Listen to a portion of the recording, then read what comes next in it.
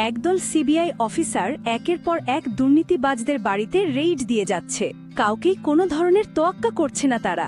প্রতিটা রেইডেই সবকিছু ফাঁকা করে সাথে নিয়ে যাচ্ছে। কিন্তু এই অভিযানগুলোর পিছনে শেষে এমন একটা কাহিনী রিভিল হয়, সেটা দেখে তোমার হুঁশ একেবারে উড়ে যেতে বাধ্য। এই মুভিতে তোমরা মানি হাইস্ট লেভেলের মাস্টার প্ল্যান দেখতে পারবে। বলছিলাম 2013 সালে রিলিজ পাওয়া ক্রাইম থ্রিলার মুভি স্পেশাল 26-এর কথা।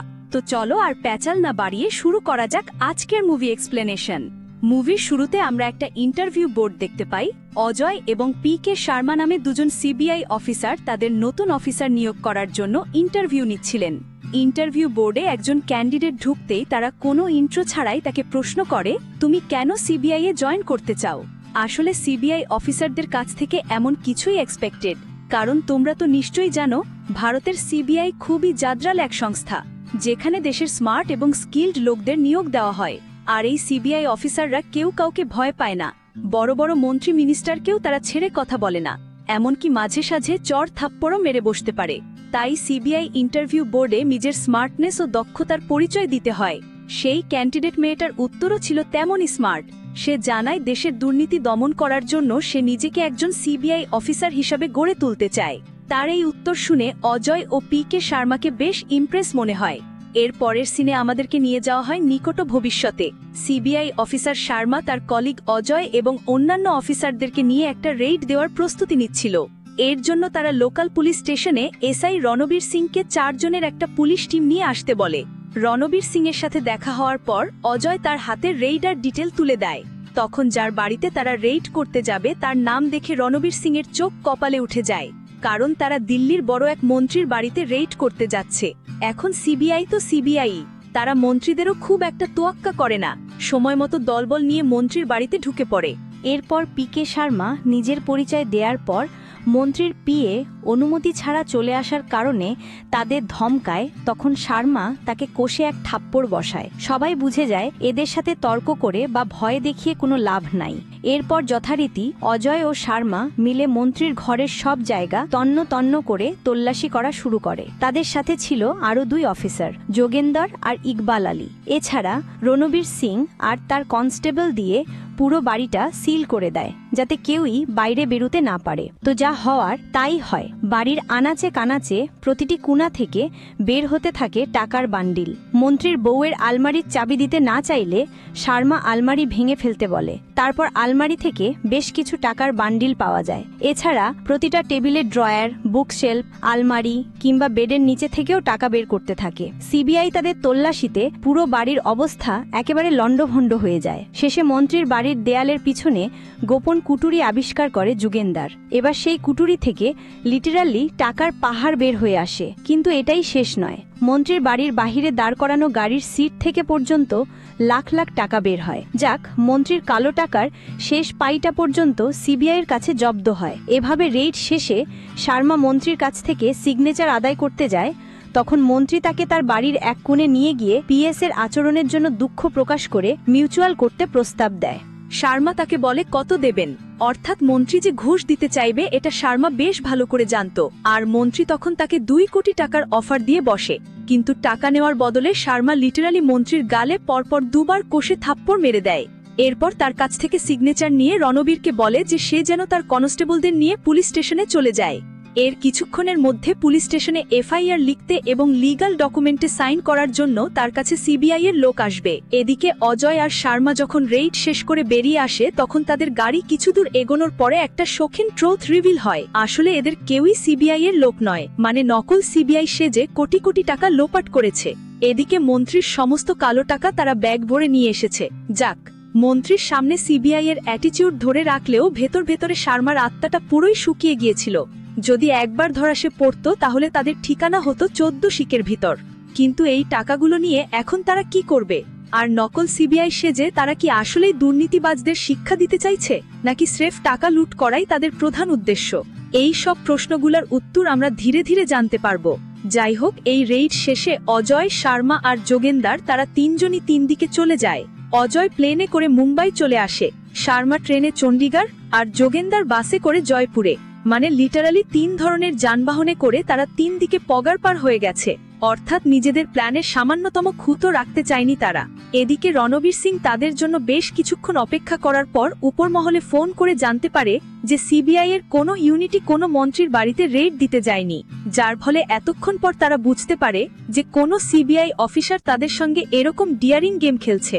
আর অন্যদিকে মন্ত্রীর কাছে এই নিউজ যাওয়া মাত্রই সে যেন মনে হচ্ছে হার্ট অ্যাটাক করে বসে এমন অবস্থা। কিন্তু ততক্ষণে ভুয়া সিবিআইরা টাকা নিয়ে পগার পার। তাদের আরেক অ্যাসিস্ট্যান্ট ইকবাল আলীও নিজে বাড়িতে ইতিমধ্যে পৌঁছে গেছে। এবার খুব শীঘ্রই তারা চারজন আবারও একত্রিত হতে যাচ্ছে। এদিকে আর কয়েকদিন পর শর্মার মেয়ের বিয়ে হতে যাচ্ছে। ইতিমধ্যে তারা নিজ নিজ রাজ্যে পৌঁছে যাওয়ার পর তারা একে অপরের সাথে ফোনে আলাপ করতে থাকে। অজয় সবাইকে জানায় যে তাদের রেইডের খবর কোনো পত্রিকায় ছাপা হয়নি, মানে মন্ত্রী এই ব্যাপারটাকে একেবারে পুরোপুরি ধামাচাপা দিয়েছে।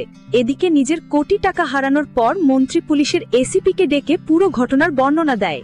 তখন এসিপি তাকে এফআইআর লিখে নিতে বলে, কারণ কোনো লিখিত অভিযোগ ছাড়া পুলিশ এই ঘটনা তদন্ত করতে পারবে না। কিন্তু মন্ত্রীর নিজেরই ইমেজ চলে যাওয়ার কথা ভেবে এফআইআর লিখতে নিষেধ করে।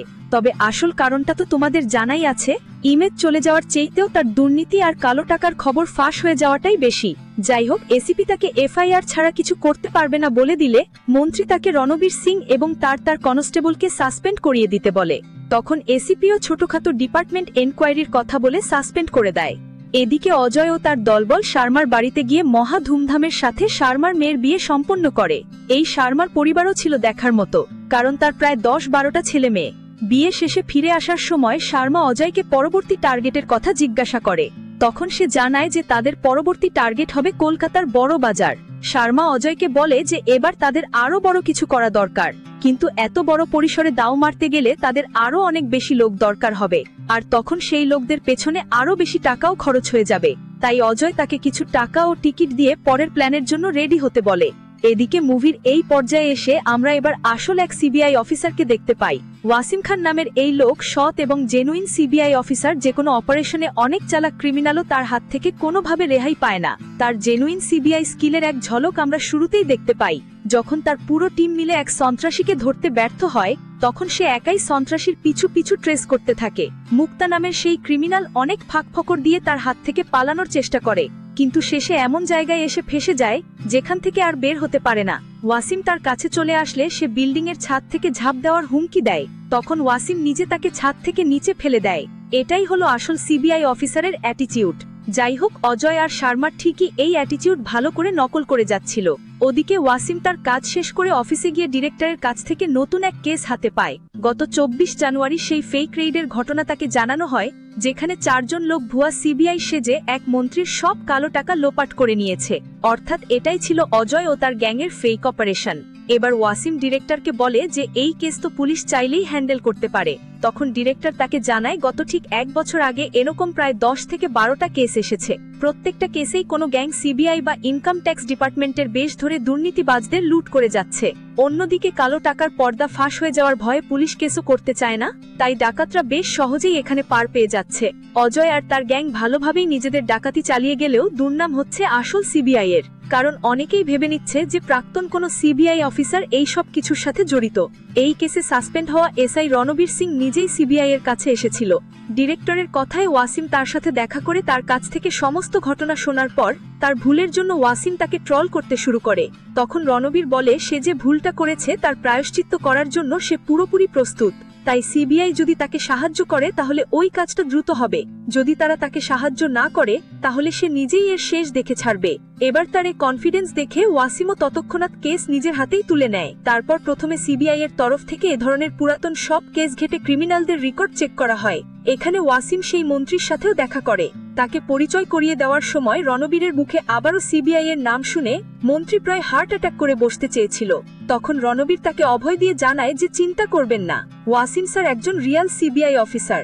এদিকে অজয় ও তার গ্যাং কলকাতার বড় বাজারে তাদের নতুন মিশনে চলে যায়। এবার তারা বেশ নেয় ইনকাম ট্যাক্স অফিসারের, তাই ইনকাম ট্যাক্স অফিসার সেজে সেখানে একটা জুয়েলারি শপে তাদের রেইড করার কথা জানায়। কিন্তু তারা ভুলে অন্য আরেকটা দোকানে ঢুকে পড়ে, আর সেখানে আগে থেকেই উপস্থিত ছিল আসল সিবিআই এর টিম। তবে সেখানে ওয়াসিমের বদলে কলকাতার সিবিআই অফিসাররা ছিল, যারা এইসব স্ক্যামের ব্যাপারে কিছুই জানে না। এবার অজয় তাদেরকে ভুল দোকানে চলে আসার কথা বলে বেশ ভালোভাবে ব্যাপারটা সামলে নেয়। শর্মা কিছুটা নার্ভাস থাকলেও অজয় কনফিডেন্সের সাথে ব্যাপারটা হ্যান্ডেল করে নেয়। যে দোকানে তাদের রেইড দেওয়ার কথা ছিল সেখানে এবার ঢুকে পড়ে। তারপর যা হওয়ার তাই হতে থাকে। দোকানের প্রতিটা কোণে তল্লাশি করে তারা একে একে বের করতে থাকে টাকার বান্ডিল। মূলত দোকানের মালিক ট্যাক্স ফাঁকি দেওয়ার জন্য এই টাকাগুলো লুকিয়ে রেখেছিল। এছাড়া ফেক ইনকাম ট্যাক্স অফিসার সেজে অজয়রা তাদের সবকিছু লুটে নেয়। দোকানের এমন কোনো জায়গা নেই তারা খুঁজে দেখেনি। এমনকি দোকানের পিছনে খুব সাবধানে লুকিয়ে রাখা গোপন ঘরও তারা আবিষ্কার করে ফেলে। তারপর সব টাকা তারা লাগেজে প্যাক করা শুরু করে দেয়। শেষে এসে সেই দোকানদারের কাছ থেকে ফেক পেপারে সাইনও নিয়ে নেয়। কিন্তু শর্মা বুঝতে পারছিল না যে তারা এখান থেকে বেরোবে কি করে। তখন অজয় এমন এক বুদ্ধি বের করে যেটা সবাইকে জাস্ট চমকে দেবে। সে কলকাতার সিবিআই অফিসারদের সাহায্যে পুলিশদেরকে দিয়ে লাগেজগুলো নিজের গাড়ি অবধি নিয়ে যায়। মানে নকল ইনকাম ট্যাক্স ডিপার্টমেন্টকে হেল্প করছে খোদ আসল সিবিআই ডিপার্টমেন্ট। আর এভাবেই এই অপারেশনটাও তারা সাকসেসফুলি শেষ করে। তারা যার যার বাড়িতে চলে আসে। পরের দিন সকালে এই খবর চলে যায় ওয়াসিমের কাছে। নিজের সিবিআই কালিকদের কাছ থেকে এই খবর পেয়ে সে বুঝতে পারে যে যাদেরকে সে খুঁজে বেড়াচ্ছে তারাই এ কাজ করেছে। এতদিন ধরে কেউ কালো টাকার কথা বাইরে চলে আসার ভয়ে এই ফেক রেডগুলোর খবর প্রকাশ করতে চাইতো না। কিন্তু ওয়াসিম এবার এই খবর পত্রিকায় ছাপানোর জন্য চাপ দেয়, কারণ সে অজয় গ্যাংকে নার্ভাস করতে চাইছিল এবং তার প্ল্যান মোতাবেক শর্মা অজয়ের কাছ থেকে নিউজপেপার পড়ে রীতিমতো ভয় পেয়ে যায়। তবে অজয়ের তাতে বিন্দুমাত্র গা কাঁপেনি। সে শর্মাকে জানায় শেষবারের মতো বিশাল এক দাও মারতে চলেছে, এরপর আর ডাকাতি করার কোনোই প্রয়োজন হবে না। তখন শর্মাকে বিদায় দিয়ে অজয় চলে আসে তার প্রেমিকা প্রিয়ার কাছে। প্রিয়া একজন স্কুল টিচার। অজয়ের সমস্ত কুকর্মের কথা জেনেও সে তাকে ভালোবাসে। আর সবসময় সে এই ভয়ে থাকে যে যদি অজয়ের কিছু হয়ে যায় তার পরিবার তার জন্য বিয়ে পর্যন্ত ঠিক করে রেখেছে। কিন্তু তার বিশ্বাস অজয় এই বিয়েটা আটকে দিয়ে তাকে নিয়ে চলে যাবে। এভাবেই অজয়ও তাকে এই কথা দিয়েছিল। কিন্তু সে এবার জানায় যে মুম্বাইয়ে সে নিজের ফাইনাল একটা কাজ সারতে চলেছে। এরপর থেকে এই এরিয়ার পুলিশ তাকে হন্যে হয়ে খুঁজবে। তাই কাজ ছাড়ার পর প্রিয়াকে সে সাথে করে নিয়ে চলে যাবে। তাদের পরবর্তীতে দেখা হবে সরাসরি দিল্লি এয়ারপোর্টে। কিন্তু প্রিয়ার তার উপরে ভরসা রাখতে পারে না। এদিকে ওয়াসিমের টিমের অফিসারেরা তদন্ত করে শর্মার নাম এবং অ্যাড্রেস বের করে ফেলে। রণবীর তাকে চণ্ডীগড় থেকে ধরে আনতে চাইলে ওয়াসিম বলে যদি তাকে অ্যারেস্ট করা হয় তাহলে তার বের হয়ে যেতে দুদিনও লাগবে না, কারণ কেউই তার বিরুদ্ধে সাক্ষী দিবে না। এর বদলে কৌশলে তার ফোনে ট্র্যাকিং করতে হবে। এর জন্য সিবিআইয়ের এক এজেন্টকে টেলিফোন অপারেটর সাজিয়ে শর্মার ঘরে পাঠানো হয়। এরপর লোকটা তাকে টেলিফোন লাইন প্রবলেমের কথা বলে। লাইন ঠিক করতে চায়, তখন শর্মা জানায় যে তার বাড়ি থেকে কেউ ল্যান্ডলাইনে সমস্যার জন্য ফোন করেনি। তবু লোকটা টেলিফোন দেখতে চাইলে শর্মা তাকে টেলিফোন দেখায়। এবার লোকটা ফোন হাতে নিয়ে বলে যে এই লাইনে তো সমস্যা আছে। কিন্তু শর্মা কোনো সমস্যা খুঁজে না পেলেও লোকটা টেলিফোনের ক্যাপ খুলে ঠিক করার নাম করে তার ভিতরে একটা মাইক্রোফোন ঢুকিয়ে দেয়। ব্যাস, এবার শুধু তার কাছে ফোন আসার পালা। এদিকে অজয় ততক্ষণে মুম্বাইয়ের একটা হোটেলে উঠে পড়েছে। সে শর্মাকে ফোন করে ইকবাল এবং যোগিন্দারের সাথে দিল্লি এয়ারপোর্টে যেতে পারে। তাদের প্লেনের টিকিট আগে থেকেই ঠিক করে রাখা ছিল। এবার মুম্বাই এয়ারপোর্টে তাদেরকে রিসিভ করতে আসার কথা জানিয়ে সে তার কথা শেষ করে। অন্যদিকে সিবিআইয়ের লোকেরা তাদের সব কথা খুব পরিষ্কারভাবে শুনতে পায়। আর সিবিআইয়ের লোক ততক্ষণাৎ অজয়ের হোটেলের অ্যাড্রেস ও রুম পর্যন্ত চিনে ফেলে। এদিকে শর্মার পিছনে একজন লোক লাগিয়ে দিয়ে সে তাদের 3 জনের জন্য মুম্বাইয়ের ফ্লাইটের টিকিট কাটতে বলে। অর্থাৎ সে নিজেও তার টিম নিয়ে মুম্বাইয়ে যাওয়ার জন্য রেডি হয়। ওইদিকে শর্মা, ইকবাল আর যোগিন্দার মুম্বাইয়ের উদ্দেশ্যে রওনা হয়ে পড়ে। এখানে শর্মার পিছনে ওয়াসিক ইতিমধ্যে একজন লোক লাগিয়ে দিয়ে তাকে ফলো করে যাচ্ছিল। আর অজয়ের হোটেলের অ্যাড্রেস জানার পর তাকেও ট্রেস করে সিবিআইয়ের লোকেরা তাকে ফলো করতে থাকে। শর্মা সহ বাকিরা মুম্বাই এসে পৌঁছানোর পর সেই একই হোটেলে অজয়ের সাথে ওঠে। অজয় তাদেরকে জানায় যে এবার তারা মুম্বাইয়ের অপেরা হাউসে বিরাট এক জুয়েলারি শপে রেইড দিতে চলেছে। এই কথা শোনার পর প্রথমে সবাই ভয় পেয়ে গেলেও আর্থিক লাভের কথা ভেবে আনন্দে লাফিয়ে ওঠে। কিন্তু এই কাজের জন্য তাদের কিছু এক্সট্রা লোক দরকার হবে, আর সেই ব্যবস্থাও অজয় ইতিমধ্যে করে রেখেছিল। সে সিবিআইয়ের জন্য কিছু লোক দরকার বলে পত্রিকায় একটা নিয়োগ বিজ্ঞপ্তি দেয়। পরের দিন সকালে খবরের কাগজ হাতে পেয়ে অনেক লোক এই বিজ্ঞপ্তিটা দেখতে পায়। তাদের মধ্যে অনেকেই ইন্টারভিউ দেওয়ার জন্য রেডি হয়ে পড়ে। অন্যদিকে ওয়াসিমও তার টিম নিয়ে ইতিমধ্যে মুম্বাই পৌঁছে গেছে। এবার এখানেই সে জানতে পারে যে অজয় তার গ্যাংয়ের লোকদের জন্য নতুন সিবিআই অফিসার রিক্রুট করতে যাচ্ছে, তাই সে বুঝতে পারে যে তারা হয়তো বড় কিছু করার কথা ভাবছে। তখন সে নিজের টিমের মধ্যে থেকে কিছু লোককে ঠিক করে যারা ইন্টারভিউতে অংশগ্রহণ করবে। পরের দিন যথাসময়ে ইন্টারভিউ শুরু হয়ে যায়। অজয় হোটেল কর্তৃপক্ষকে দিয়ে আগেই ইন্টারভিউ বোর্ড তৈরি করে রেখেছিল। এবার সে আর শর্মা মিলে সিবিআই এর বড় কর্মকর্তা সেজে ইন্টারভিউ নিতে থাকে।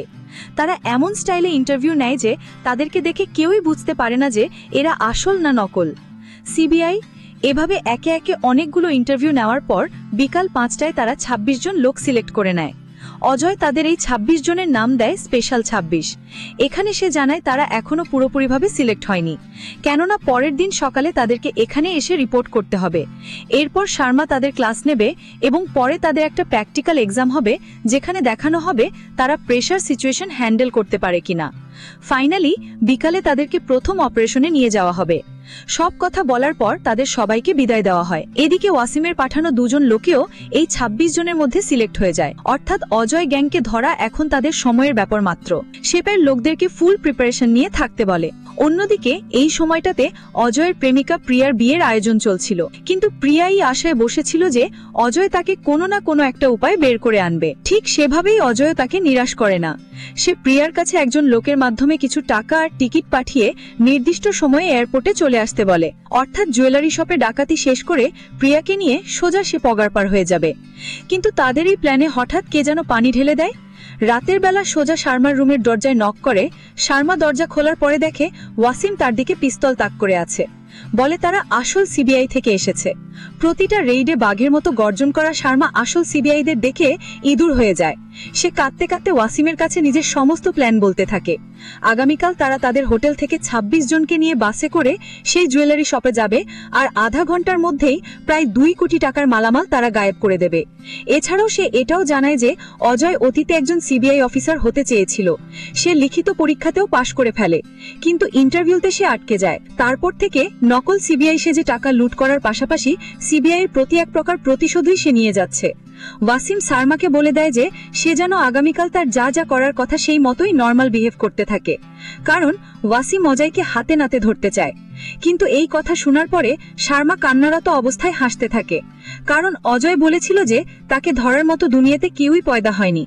এবার ওয়াসিম বলে ওভার কনফিডেন্স যে কত বড় বড় লোককে মাটিতে নামিয়েছে, আর এই অজয় আবার কোন স্যার। শর্মাকে কাজ করতে বলে রুম থেকে বেরিয়ে যাওয়ার পর অজয়ের সাথে ওয়াসিমের ধাক্কা লেগে যায়। সাথে সাথে ওয়াসিম তাকে চিনতে পেরে যায়।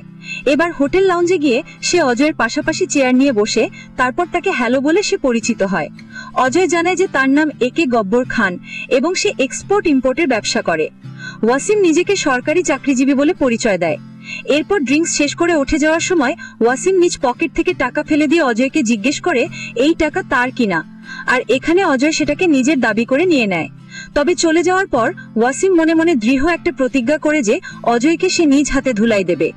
এরপর দিন শর্মা তার কথা মতোই নর্মাল ভাবে বিহেভ করতে থাকে, আর অজয়ের টিমও ডাকাতি করার উদ্দেশ্যে রওনা দেয়। অন্যদিকে ওয়াসিম আগে থেকে ওই জুয়েলারি শপে পৌঁছে যায়। সেই শপের মালিক সিবিআই এর নাম শুনেই পুরো ভরকে যায়। তখন ওয়াসিম বলে তাদের এমন রিয়াকশনের ফায়দা তুলে অজয় গ্যাং, যদি তারা কিছু না করে থাকে তাহলে সিবিআই এর নাম শুনতেই তারা ভয় পাবে কেন।